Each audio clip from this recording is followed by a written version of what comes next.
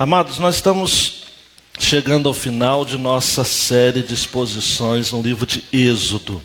Para você que já leu o livro todo, ou está com a sua mente antenada ao longo dessas exposições, você vai ver que o capítulo 35 a 40 é a parte de execução do estabelecimento, da construção do tabernáculo. Por isso que eu aceitei o desafio que eu mesmo propus a mim, uma coisa de mim para mim mesmo, de expor 35 a 40 numa mensagem só. Nós não vamos ler o texto, obviamente, para não ficar repetindo, aqueles detalhes do tabernáculo. Nós vamos fazer uma visão en passant, uma visão assim, panorâmica desses últimos capítulos, que fala sobre a construção do tabernáculo e a nuvem de glória que estava sobre o povo. Gênesis, já estou fazendo um spoiler aqui, adiantando, Gênesis começa com a sarça ardente e termina com a nuvem. Êxodo começa com a sarça ardente e termina com a nuvem de glória. Então, nós vamos conversar um pouco sobre isso. Sarça ardente, nuvem de glória. Então, na próxima mensagem, venha, fique ligado, atento. E aí nós vamos começar, amados, a nova série de exposições domingo à noite. Preste atenção. Nós vamos expor aqui, estarei expondo aqui o livro de Juízes. Tem a ver ou não tem, gente, com o nosso tempo? Sim ou não? Depois você lê o livro de Juízes que você vai entender. Só que o Juízes ali não é o Lewandowski, o Barroso, a Carmen Lúcia, não. Nós vamos falar sobre os juízes que Deus levantou ao longo de 430 anos, para tirar o povo do pecado. Mas é interessante, Depois que o juiz ia embora, o que acontecia? O povo afundava de novo. Então nós vamos refletir sobre o livro de Juízes e tem como extrair muita coisa do Evangelho a partir de Juízes. Aí começamos no mês de novembro. Obrigado porque você está nos visitando. Tem alguns rostos novos aqui que eu não conheço. Ao final do culto queremos lhe cumprimentar. Se você deseja caminhar com a gente, batizar, ser recebido como membro, preencha aí, ou ser visitado, de repente encorajado, me procure. Nós não temos boletim hoje, estivemos economizando. Ao final do culto, me procure e me dê o seu contato, que eu vou fazer questão de procurá-lo. Mas muita gente nova que está nos visitando.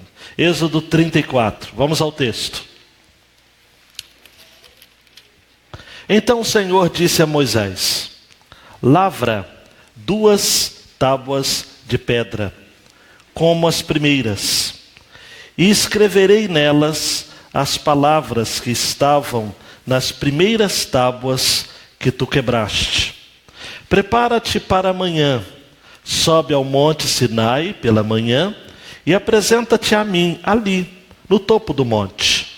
Mas ninguém poderá subir contigo, nenhum homem poderá aparecer em lugar algum do monte, nem mesmo ovelhas e bois pastarão perto dele.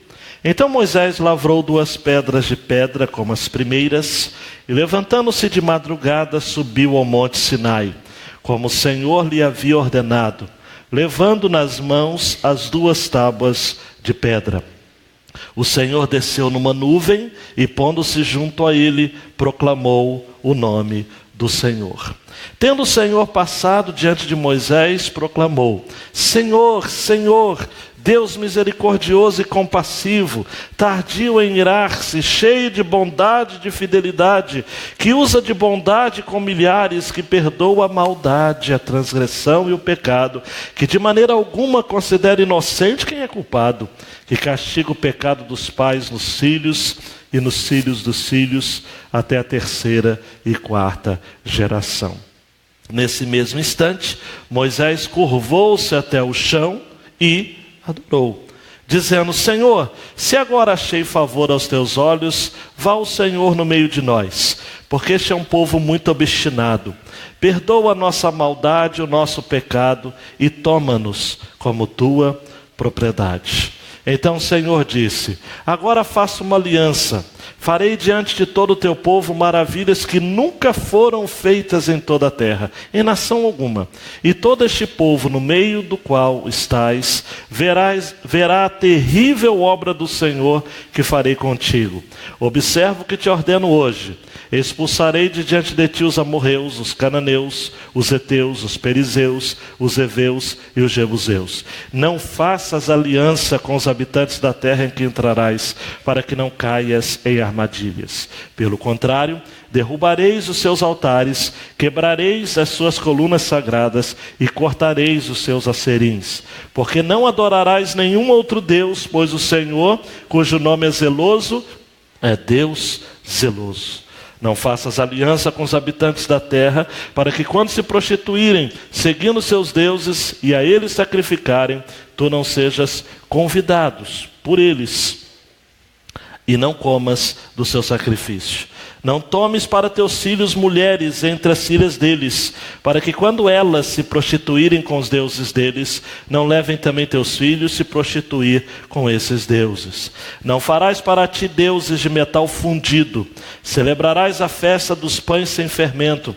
Comerás pães sem fermento durante 7 dias, como te ordenei, na data certa do mês de Abibe, porque foi no mês de Abibe que saíste do Egito. Todo primeiro a sair do ventre me pertence. Todo primeiro macho que nascer do teu rebanho, das vacas e das ovelhas.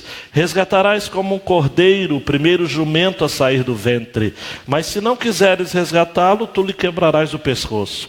Resgatarás todos os primogênitos de teus filhos, e ninguém comparecerá diante de mim de mãos vazias.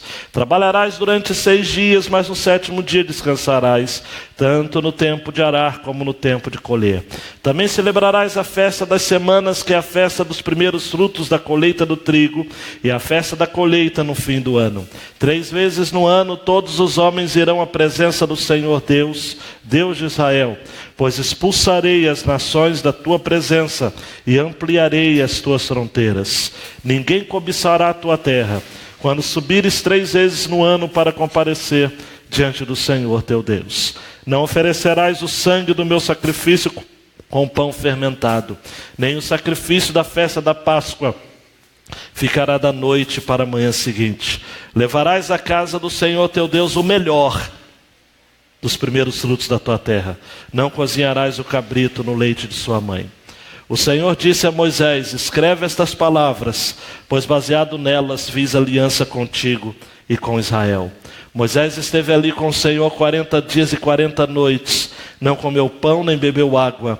Escreveu nas tábuas as palavras da aliança, os 10 mandamentos. Quando desceu do monte Sinai, trazendo nas mãos as 2 tábuas do testemunho, sim.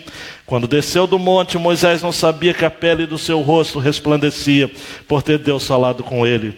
E quando Arão e todos os israelitas olharam para Moisés e viram que a pele do seu rosto resplandecia, tiveram medo de aproximar-se dele.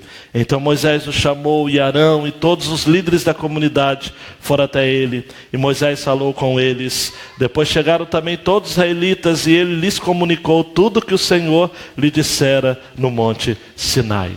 Assim que acabou de falar com eles, Moisés cobriu o rosto com um véu. Mas quando ia à presença do Senhor para falar com ele, Moisés tirava o véu, até sair.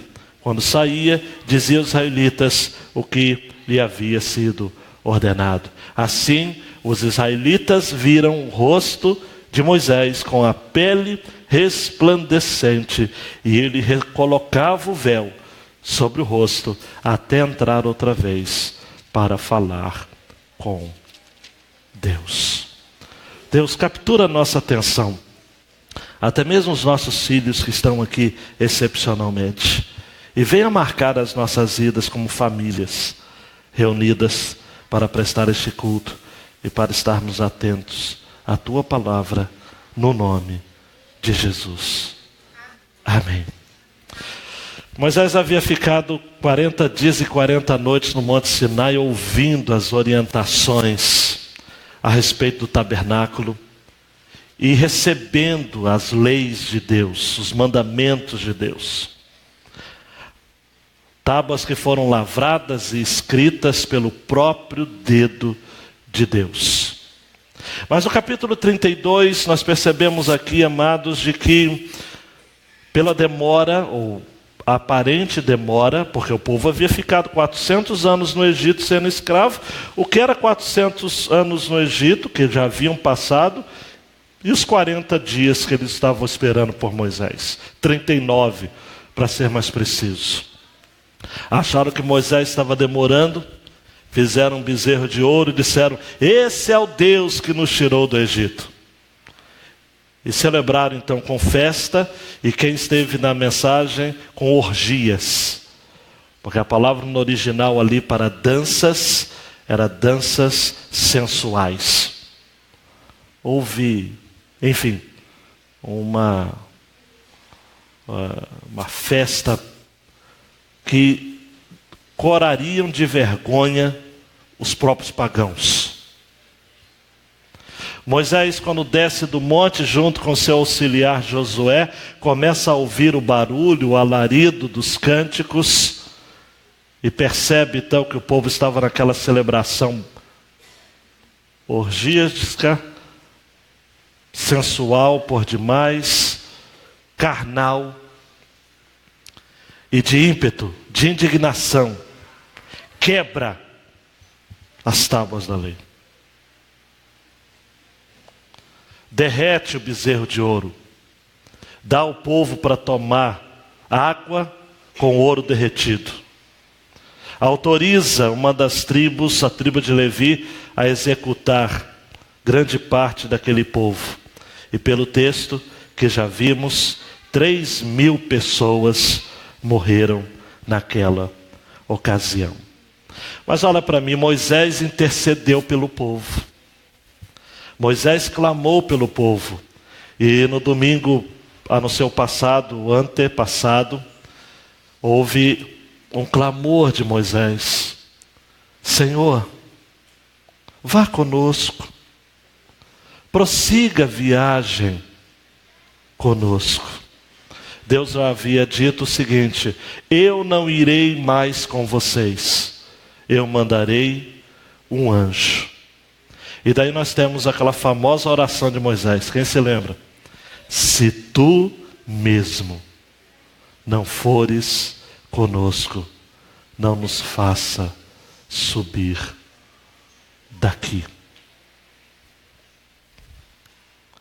Deus então no capítulo 34 dá uma nova chance ao seu povo escolhido. E a grande ideia, Tuane, por favor, é justamente essa.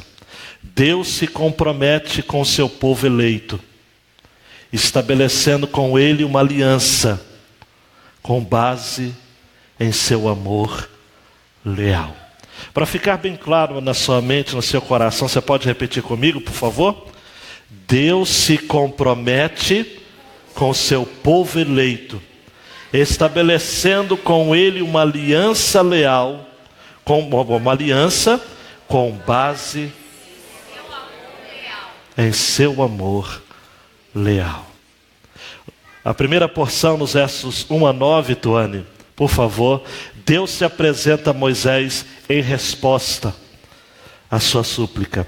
Eu não sei se você já teve experiências com isso, mas o meu Deus, o Deus que eu creio, que é o Deus das Escrituras e que muita gente crê, responde às nossas orações. Quantos teriam testemunhos de orações respondidas aqui? Levante a mão. É fato. Deus recebe, amados e amadas, esta oração, e nós não podemos tirar da nossa mente que a relação de Moisés, ou de Deus com Moisés, de Moisés para com Deus, era muito próxima. No capítulo 33, versículo 11, você vai encontrar o texto de que o Senhor falava a Moisés face a face, como qualquer fala com seu amigo.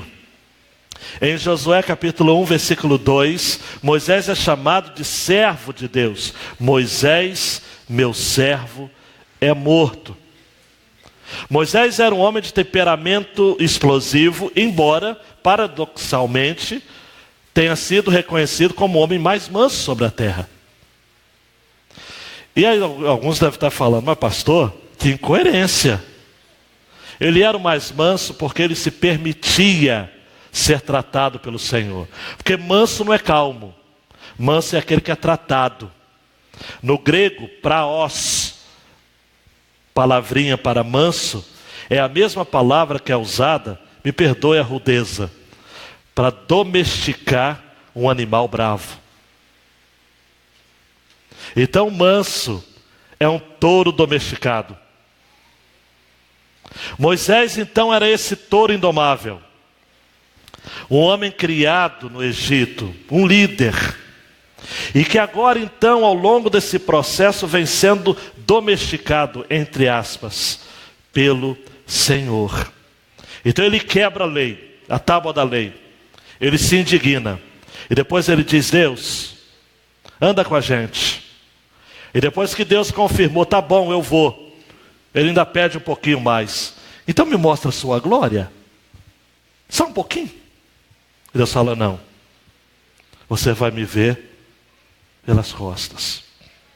Porque somente nós que fazemos parte da nova aliança é que vimos a glória de Deus em Jesus. Vimos a sua glória como a glória do unigênito do Pai. João 1:14. Mas Deus chama Moisés para um recomeço. E chama Moisés para um tete a tete. Diz assim: Moisés, versículo 1: lavra 2 pedras, tábuas de pedra. As primeiras eu lavrei, a segunda você tem que lavrar. Vamos fazer alguma coisa também, Moisés. E eu vou escrever nelas as mesmas palavras que estavam nas outras. E prepara-te para amanhã. Sobe ao monte Sinai, apresenta para mim. Só que eu quero falar só com você. Versículo 3: ninguém poderá subir contigo, nem Josué.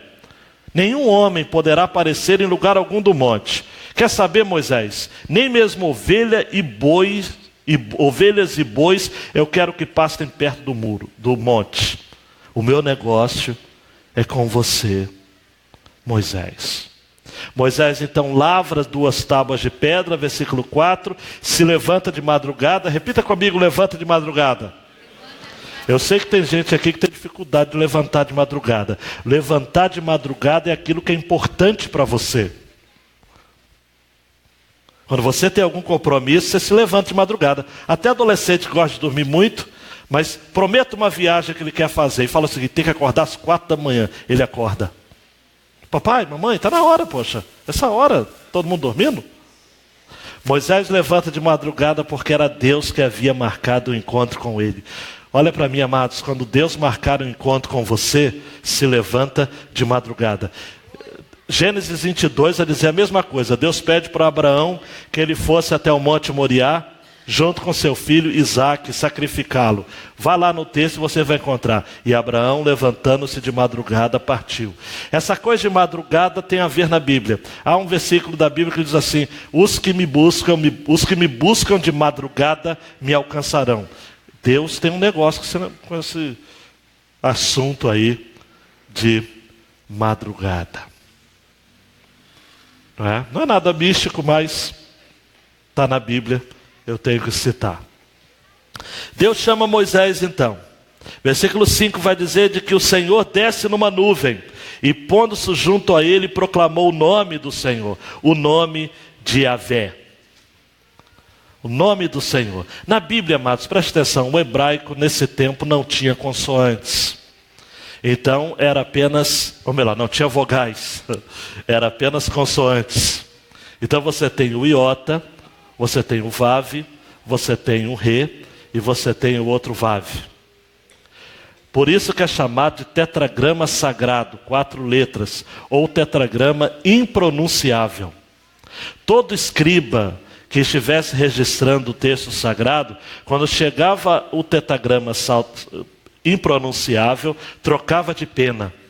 E não se falava o nome de Deus. Por isso que um dos mandamentos, se não me engano, o 3º, é: não tomarás o nome do teu Deus em vão. Por que a gente chegou a Yahvé, ou Jeová, que é uma transliteração muito fajuta? Porque as vogais depois foram colocadas de Adonai, Senhor, e as vogais foram incorporadas ao tetragrama. Então nós temos Yahvé, Nós temos Jeová, porque Iota também tem som de, também pode ser, tem som de J.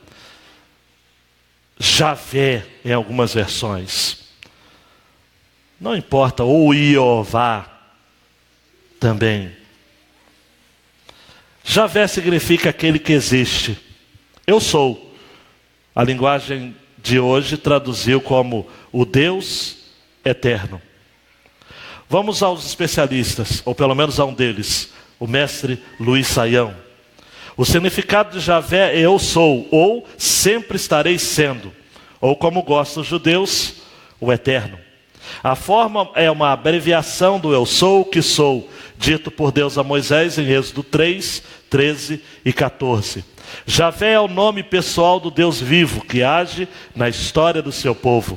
É o Deus da aliança com o povo que sai do Egito, destacando a imanência divina.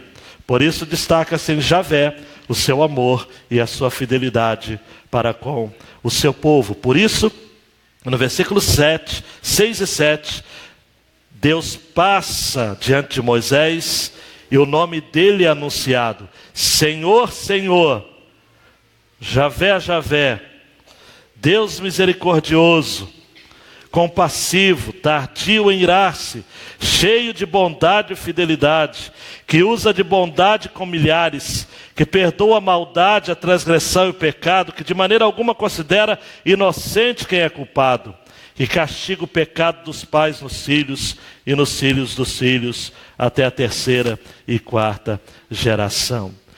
Lembrando, amados e amadas, de que Moisés havia pedido para ver a glória de Deus. E agora ele percebe o seu amor incondicional.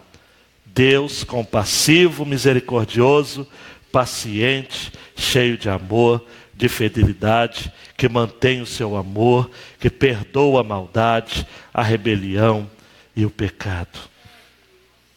Olha para mim, amados, todas as vezes em que Deus se revelar a você, nos recomeços, nas novas oportunidades, Ele sempre vai se mostrar como aquele que perdoa. Se lembra do salmista? Ele é quem perdoa as suas iniquidades. Ele é quem sara as tuas enfermidades. É o Deus da segunda chance. É o Deus da aliança. Versículo 8 vai dizer que Moisés faz o quê? Depois de receber essa revelação de um Deus que perdoa. Curva-se ao chão e faz o quê? E adora. No hebraico, adorar aqui é inclinar-se, prostrar-se diante de um ser superior. E aí no versículo 9, Moisés diz ainda: Senhor, olha para mim por favor, e acompanhe no texto.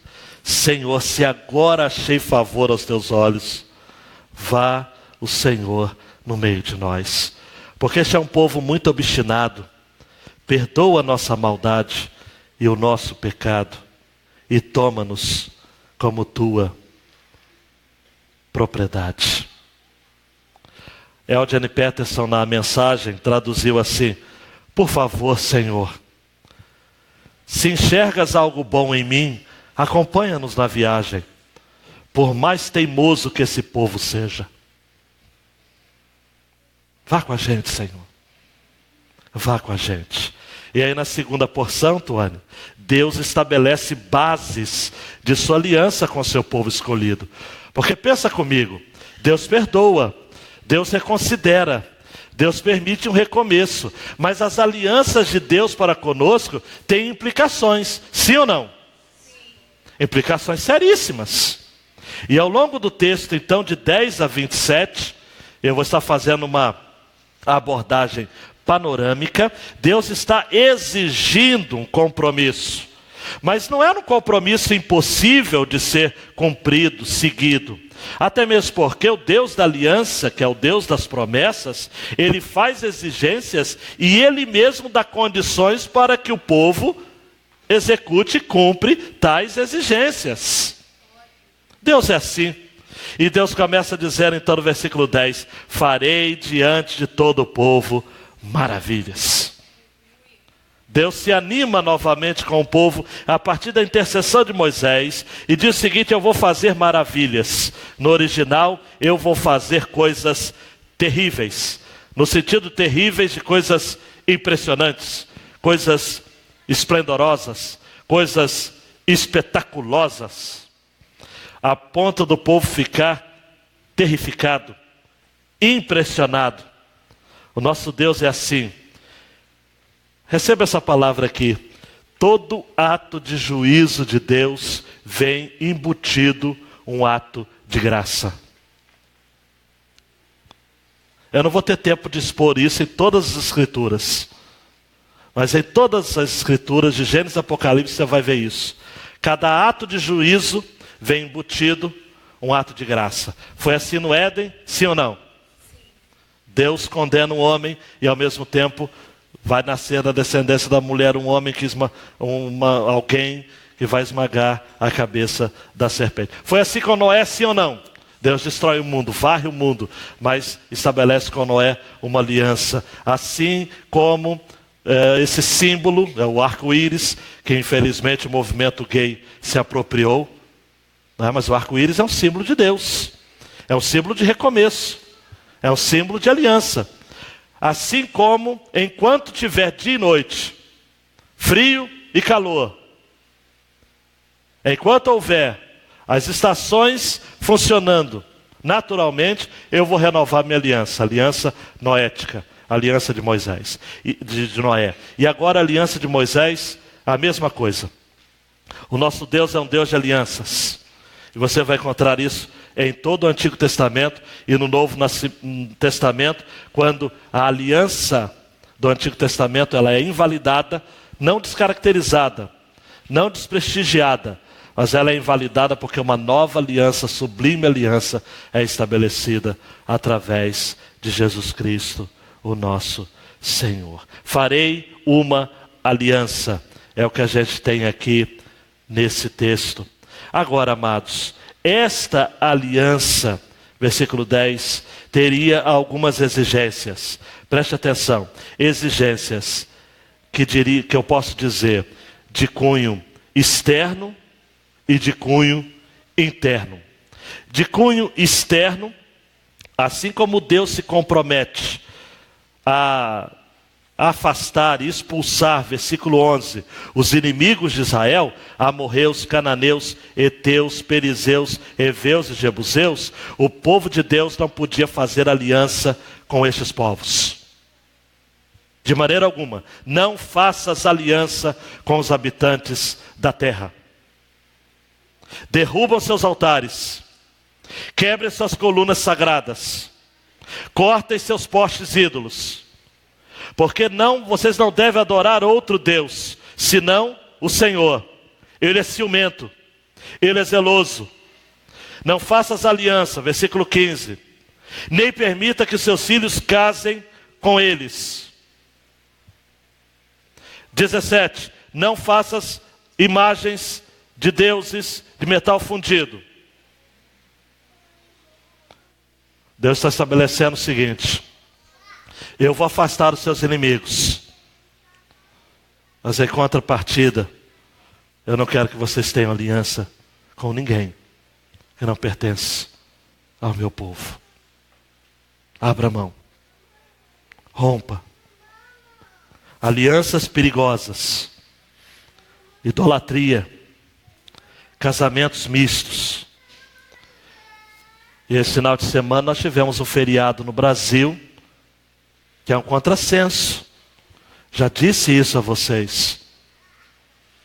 Porque o Brasil não tem uma religião oficial, mas tem um dia, um feriado nacional, em homenagem àquela que é dita padroeira do Brasil. A idolatria. Me perdoem os que têm famílias ou que são católicos, mas a própria Bíblia católica, a Bíblia de Jerusalém, no versículo 14 desse texto que eu estou expondo, você vai encontrar: não adorarás outro Deus, pois Yahvé tem por nome zeloso, um Deus zeloso.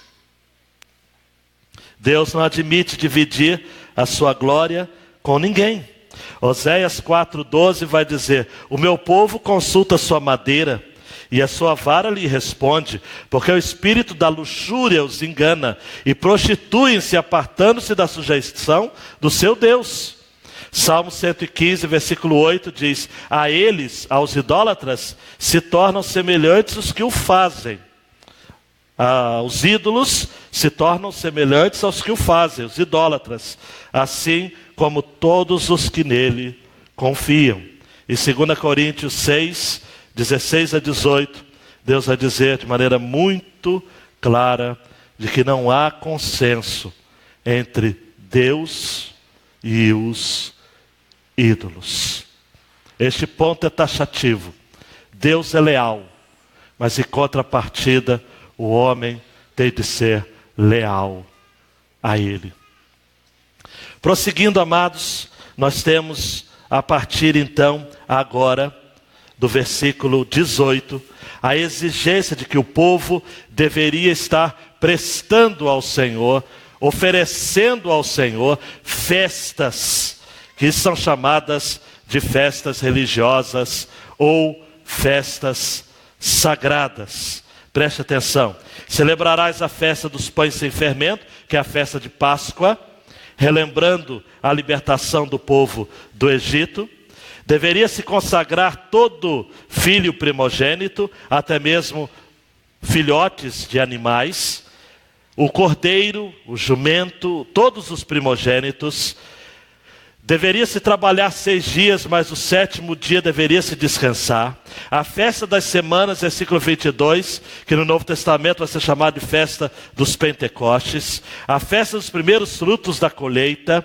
3 vezes no ano os homens irão à presença do Senhor: Páscoa, Pentecostes e tabernáculos. Deus estaria expulsando as nações da sua presença, ampliando as fronteiras, mas o povo deveria ser fiel. Não ofereceria sangue do sacrifício com pão fermentado, levaria à casa do Senhor o melhor dos primeiros frutos da terra, não deveria absolutamente haver qualquer desprezo pela vida, por isso não cozinharás o cabrito no leite da sua mãe, versículo 26. E no versículo 27, para terminar essa porção, o Senhor diz a Moisés: escreve estas palavras, pois baseado nelas fiz aliança contigo e com Israel. Escreve. O nosso Deus é um Deus que exige exclusividade, seriedade no culto a Ele. Deixa eu abrir um parênteses aqui para dizer, amados, o seguinte: o modo como você lida com o culto ao Senhor, o tempo que você passa aqui em culto público, é o modo como você considera a própria história de Deus com você. Todo irreverente, todo aquele que não presta ao Senhor o melhor do seu tempo, da sua atenção, da sua vida ao Senhor, está oferecendo a Ele um culto pagão. Por isso que o profeta Isaías vai dizer: eu me aborreço das assembleias solenes, porque o meu povo me busca com os lábios, mas o coração está distante de mim. Eu sei, amados e amadas, que em nosso tempo de culto nós temos muitos contratempos, mas vale a pena focar nesta certeza: culto é encontro com Deus. Ele se compromete em estar aqui, se compromete a oferecer o melhor que Ele tem, que é Jesus. E cabe a cada um de nós oferecer a cada domingo, a cada quinta, o melhor culto das nossas vidas. Por isso que quando nós nos perdemos, nos distraímos, na realidade, nós podemos perder muito, muito, muito daquilo que Deus tem para a gente. Volte ao texto. Não desvie sua atenção. Mais um clique, Tuane, por favor. Deus reafirma sua unção sobre a vida de Moisés, seu servo. Deus chama Moisés para mais 40 dias e 40 noites. E o texto vai dizer, no versículo 28, Moisés esteve ali com o Senhor 40 dias e 40 noites, não comeu pão, nem bebeu água. Sobrenatural. 40 dias as pessoas podem sobreviver sem alimento. Sem água, o limite são 3 dias. Houve provisão sobrenatural aqui. E aí, amados, a partir do versículo 29, vai dizer de que o rosto de Moisés resplandecia quando desceu do monte. E versículo 30 vai dizer que quando Arão, os israelitas olharam para Moisés, viram a pele do seu rosto resplandecendo, tiveram medo de se aproximar dele. Moisés os chama, junto com os líderes. É comunicado a eles o que estava acontecendo. Foi recomendado que Moisés, versículo 33, se utilizasse um véu para cobrir o seu rosto. 34, quando ele ia à presença do Senhor, tirava o véu. Quando saía da presença do Senhor, colocava o véu. Porque diz o versículo 35, que os israelitas viam o rosto de Moisés com a pele resplandecente. E ele recolocava o véu sobre o rosto até entrar outra vez para falar com Deus. Olhe para mim, amados. Moisés, que havia sido esquecido e desprezado no capítulo 32, agora no capítulo 34, é a única pessoa que Deus aceita conversar. Deus permite que o rosto de Moisés resplandeça em fogo e em luz. O verbo aqui traduzido é fazer brilhar, emitir raios.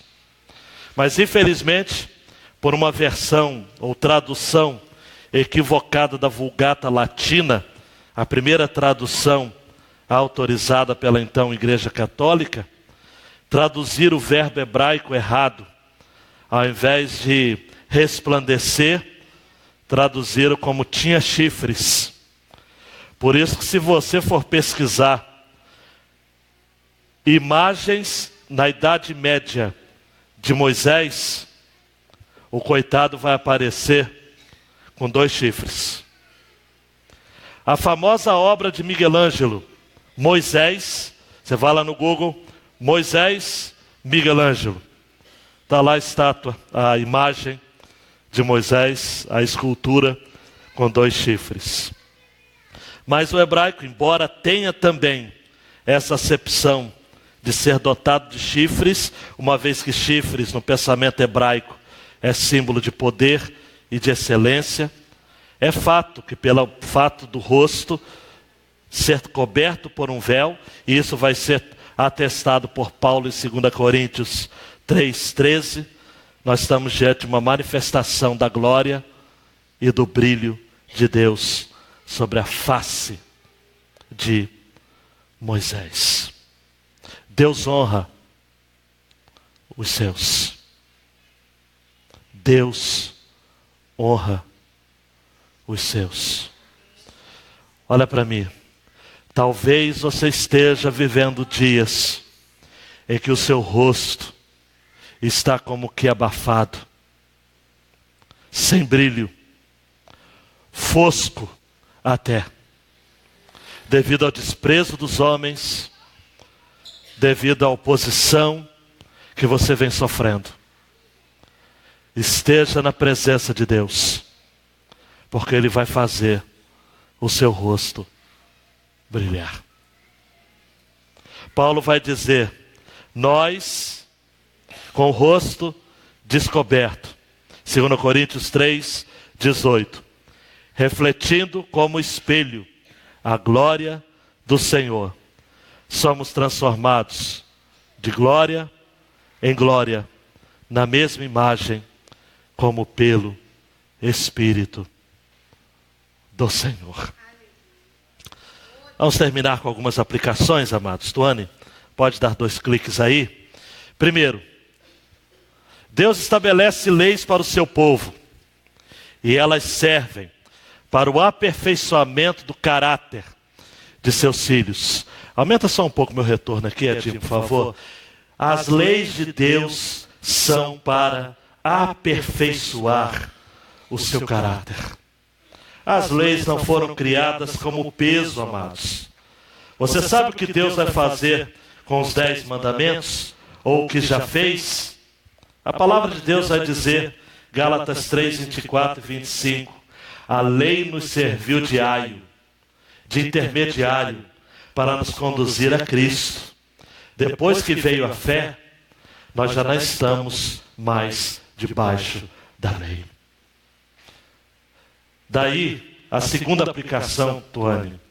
A lei tinha de ser guardada. E Jesus Cristo a guardou por mim e por você. Não há mais necessidade de guardar a lei de Moisés, porque Jesus a cumpriu. De modo que quem segue a Jesus automaticamente vai servir a lei. Porque Paulo vai dizer aos Romanos, porque o fim da lei é Cristo, para a justiça de todo que crê. Romanos 10, 4. Terceira aplicação. Deus jamais abandonará os seus filhos à margem do seu amor leal. Deus sempre vai estar providenciando o meio para que você cumpra a lei dele. E você vai fazer isso sem peso. Certa feita Jesus diz, vinde a mim todos que estáis cansados, estão cansados, sobrecarregados pelo peso da lei de Moisés. Se não fosse bastante os 10 mandamentos, amados, mais tarde os judeus criaram 416 leis. Mandamentos, de certo modo, amados, impraticáveis. A ponto de Tiago dizer de que adianta guardar a lei. Porque se você guarda toda a lei, mas tropeça em um ponto sequer, você é culpado de tudo.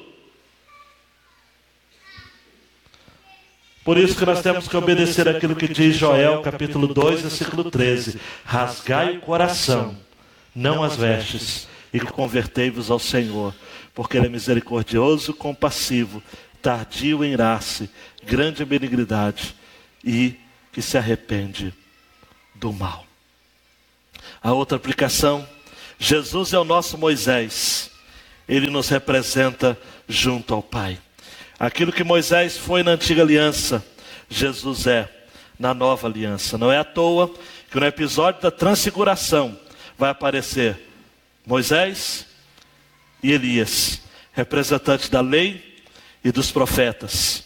Mas Mateus 17, 4 a 8, mas eu quero destacar apenas o versículo 8. Erguendo ele os olhos, Pedro, Tiago e João, ninguém viram, senão unicamente a Jesus. A palavra de Deus vai dizer, amados, no Evangelho de João, de que a lei foi dada por meio de Moisés, mas a graça e a verdade vieram através de Jesus Cristo. Não queira costurar o véu que foi rasgado de alto a baixo na morte de Jesus. Não pense que você é capaz de cumprir as leis de Moisés. Você é incapaz. Eu sou incapaz. Em Jesus, o nosso Moisés, podemos nos aproximar diante do Pai. Por isso que a última aplicação, ela é forte. Jesus é o que mantém o brilho em nossos rostos, porque Ele é maior que Moisés. Ele é maior que Moisés. Tudo por Jesus, nada por você. Dan Brown é um autor bem vendido. Seus livros de ficção têm sido realmente lidos aos montes. Filmes também que têm vindo à tela de alguns de seus filmes. Eu vi só 2 filmes, o Código da Vinci e mais um outro. Mas ele tem uma trilogia e agora está lançando mais um livro chamado Origem. É a 5ª aventura. Quem viu o filme ou leu o livro sabe do professor Robert Langdon, que é uma espécie de egiptólogo, né? Um especialista em decifrar determinados códigos linguísticos. Mas uma declaração de Dan Brown chocou o mundo essa semana. Ele disse, preste atenção, a humanidade não precisa mais de Deus, mas pode desenvolver uma forma de consciência coletiva com a ajuda da inteligência artificial que cumpra a função da religião. Eu não vou nem ficar fazendo comentário da frase de Dan Brown, mas cá para nós, a humanidade não precisa mais de Dan Brown. Mas Deus é Deus, é o eterno. Por isso que eu quero que você preste atenção. Eu quero terminar com a cena final da 5ª crônica de Nárnia, a viagem do peregrino da alvorada. Ao contrário de Dan Brown, C.S. Lewis conseguiu reportar na sua literatura o quanto a humanidade tem precisado de Deus. E só abrindo um parênteses, o 4º filme de mais uma das crônicas de Nárnia já está sendo filmado, será Cadeira de Prata. E eu recomendo, porque já li o livro. O final da viagem do peregrino, Hitchip, o ratinho saliente, diz que ele está pendurando a espada e vai finalmente morar no país de Aslan. O peregrino, o navio, vai se aproximando das águas que se aproximam do país de Aslan, que são águas curiosamente doces. As crianças se resbaldam naquelas águas. E Hitchip se despede então dos seus amigos, pega o seu barquinho e zarpa para o país de Aslan. As crianças ficam olhando um para o outro e C.S. Lewis diz assim: nunca se sentiram tão cansados. Caspian estava com eles. A água estava morna, cada vez menos funda. Caminhavam na areia e depois na relva. Uma extensa planície de relva rasteira e bela se estendia em todas as direções. Como sempre acontece em uma planura sem árvores, parecia que o céu se juntava com a erva, lá no longe. Quando avançaram mais, tiveram a estranha sensação de que, pelo menos ali, o céu descia de fato e unia-se à terra. E formava uma parede muito azul, muito brilhante, real, concreta, parecendo vidro. Eles tinham certeza, estavam muito perto. E entre eles e a base do céu havia algo tão branco que até mesmo com seus olhos de águia dificilmente poderiam fitar. Nisso aparece diante deles, amados, preste atenção, qualquer correspondência com João capítulo 20 não é mera coincidência. Aparece um cordeiro. E o cordeiro diz em sua voz doce e meiga: venham almoçar. E notaram que ardia sobre a relva uma fogueira, na qual se fritava peixe. Sentaram-se, comeram, sentindo fome pela primeira vez desde muitos dias, e aquela comida era a melhor de todas que haviam provado. Nisso, Lúcia, a menina mais nova, chega e diz: por favor, cordeiro, estamos no caminho do país de Aslan? E o cordeiro diz: para vocês não. Para vocês o caminho de Aslan está no seu próprio mundo. E diz para Lúcia e para o Edmundo, os irmãos mais novos. Os mais velhos não estão nessa crônica. Edmundo pergunta: no nosso mundo há uma entrada para o país de Aslan? O cordeiro diz: em todos os mundos há um caminho para o meu país. E enquanto ele falava, sua brancura da neve transformou-se em ouro quente, modificando a sua forma. E ali estava ele, o próprio Aslan, erguendo-se acima deles, irradiando luz da sua juba. Lúcia exclama: Aslan, ensine para nós como podemos entrar no seu mundo,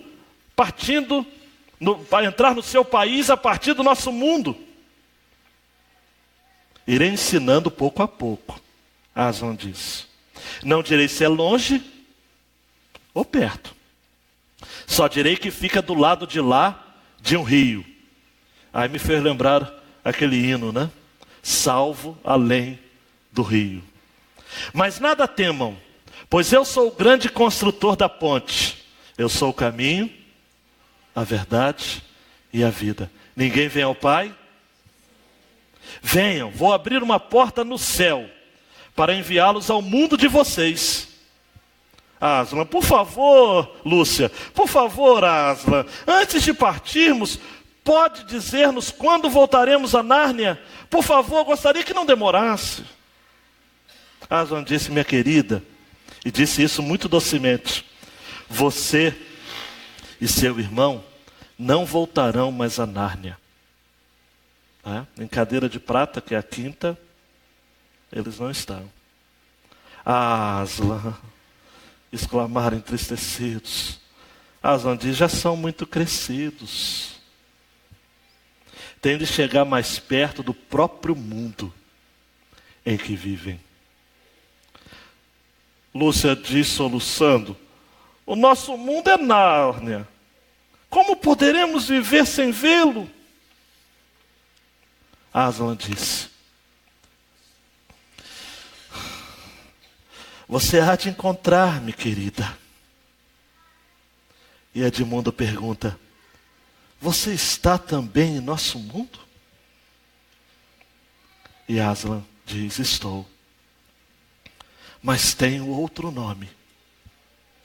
Tenho de aprender a conhecer-me por esse nome. Foi por isso que os levei a Nárnia, para que, conhecendo-me um pouco, venham a conhecer-me melhor.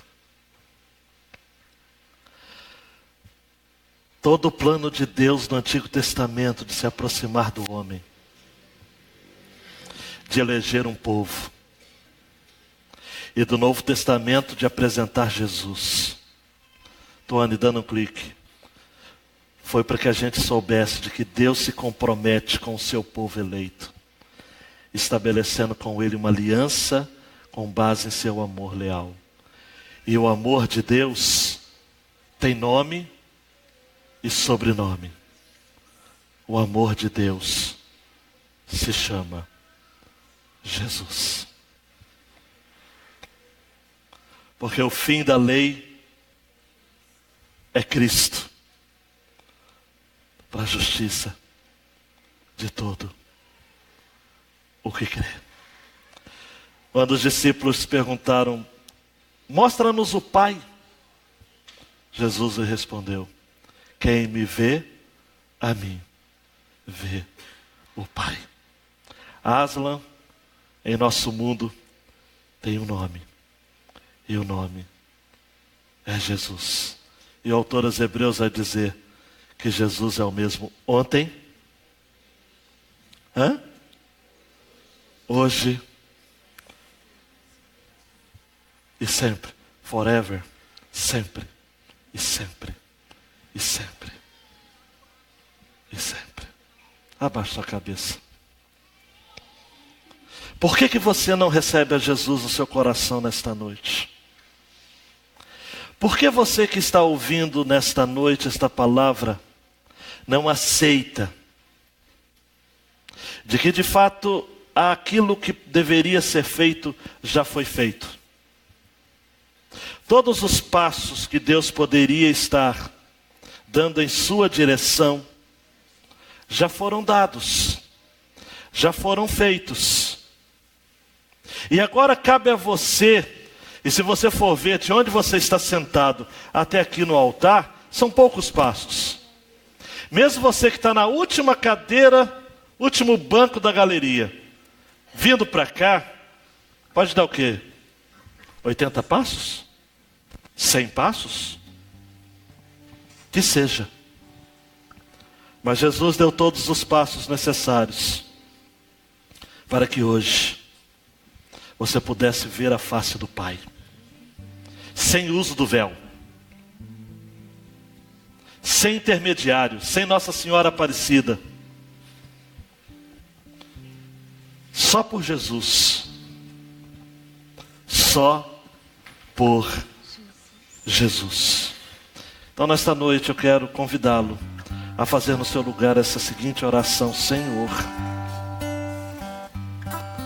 Tu viestes ao meu mundo, ao nosso mundo, para nos mostrar de que há um caminho aqui para nos levar ao seu país, ao país de Aslan, a sua casa.